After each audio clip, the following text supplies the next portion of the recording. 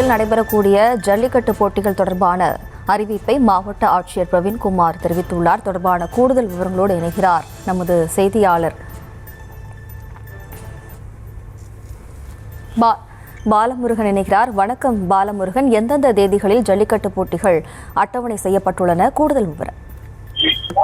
நிச்சயமாக மதுரை மாவட்டத்தில் நடைபெறக்கூடிய ஜல்லிக்கட்டு போட்டிகள் தேதிகளை அறிவித்தார் மாவட்ட ஆட்சியர் பிரவீன்குமார். அதாவது மதுரை மாவட்டம் அவனியாபுரத்தில் வரும் 15ஆம் தேதி ஜல்லிக்கட்டு நடைபெறும். பாலமேட்டில் ஜல்லிக்கட்டு 16ஆம் தேதியும், உலக புகழ்பெற்ற அலங்காநல்லூர் ஜல்லிக்கட்டு போட்டி வரும் 17ஆம் தேதி நடைபெற உள்ளதாக மாவட்ட ஆட்சியர் பிரவீன்குமார் அறிவித்திருக்கிறார்.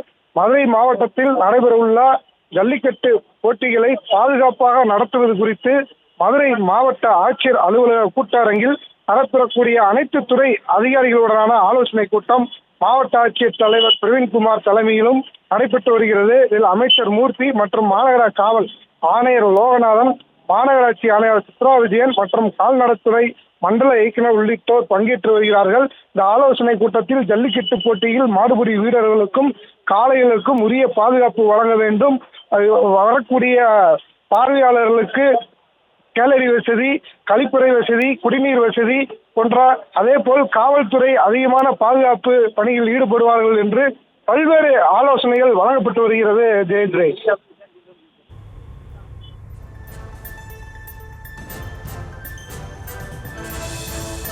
விவரங்களுக்கு நன்றி பாலமுருகன்.